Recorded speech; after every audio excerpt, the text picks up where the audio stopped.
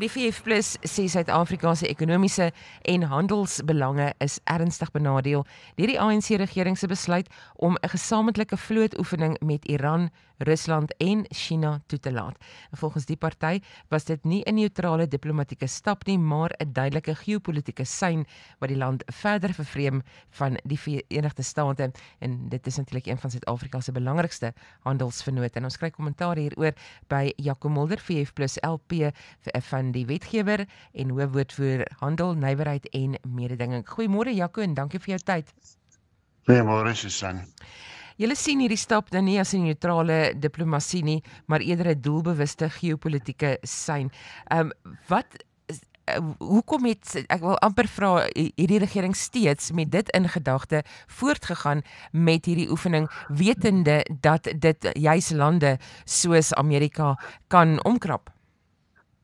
Ja, Susan, ek dink luisteraars sal saamstem dat dit vreeslik omstrede opset is in die sin dat Suid-Afrika, en ek wil nie sê die Suid-Afrikaanse regering nie, daar word foutiewelik in die media daagliks berig dat die Suid-Afrikaanse regering dit en dat sou besluit het, maar uiteindelik is dit die ANC sy eie besluit sonder dat hulle die regering van nasionale eenheid gekonsulteer, en veral dan wat buitelandse beleid betref. Ons moet onthou dat Rusland, China en Iran onder meer sogenaamde struggle-genote van die ANC is.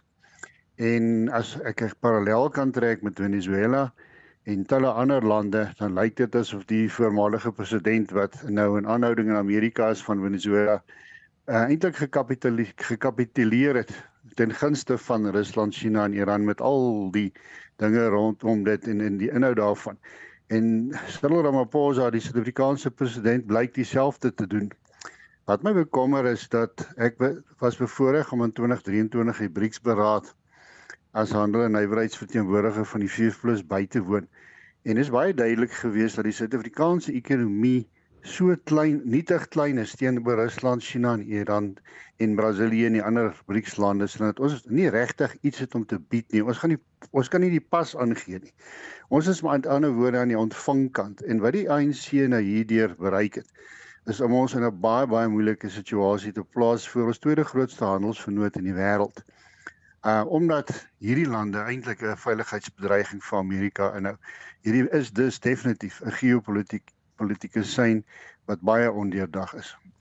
As ons kyk na die reaksie van die FSA veral op tariewe, vir wat ons nou gesien het verlede jaar, en die Senaat wat nou moet besluit oor AGOA, hoe kan hierdie ons verder benadeel? Wat AGOA veral betref, Suid-Afrika is geweldig bevoordeel oor die jare daardeur, veral met die uitvoer van produkte, meer as 5000 produkte, 6000 as ek reg onthou, waar daar geen handelstariewe op dan sou wees in die verlede nie. Dit het vir ons, veral vir ons vrugteboere en ons motorindustrie en mynindustrie ontsettend baie beteken. Dit het gelei tot geweldige uitbreidings en natuurlik die skep van werksgeleentheid. Nou, ons sien al reeds hoe afleggings plaasvind na die handelstariewe, en dit is so dat die Senaat nou blykbaar die verlenging van AGOA goedgekeur het, maar die inhoud daarvan is nog onduidelik. Of Suid-Afrika verder voordeel daaruit gaan trek, weet ons nie. Nou hierdie word nou ook 'n politieke speelbal, ongelukkig. En dan is dit weer soveel te meer belangrik om terug te kom na Suid-Afrika se politiek. Hier beïnvloed politiek ekonomie. Dit lyk asof die rand verstewig teen die dollar, maar eintlik verswak die dollar teen die rand net. Ons geldeenheid versterk nie teen ander geldeenhede nie. So afleggings is groot. En jy weet, mense wat salaristrekkers is, die belasting wat salaristrekkers betaal, maak 39,7% van die Suid-Afrikaanse belastingbasis uit. En daar is maar so wat 7 miljoen uit die 62 miljoen Suid-Afrikaners wat belasting betaal. Met ander woorde, hoe slegter dit met ons handel en nywerheid gaan, hoe meer aflegging sal daar plaasvind. En hier kom met ander woorde 'n hele nuwe orde. Die boom word werklik geskit, en dit alles omdat die ANC optree ten gunste van hulle struggle-vennote en nie optree in belang van Suid-Afrika nie. Is die, as ek dit nou kan verwys na die ANC, besig om sy eie beginsel van nie beleining nie te ondermyn? Dit lyk vir my dit is die geval. Kyk, die politiek verander, die wêreld verander. Kyk net hoe het die wêreld nie verander van sedert 2020 nie.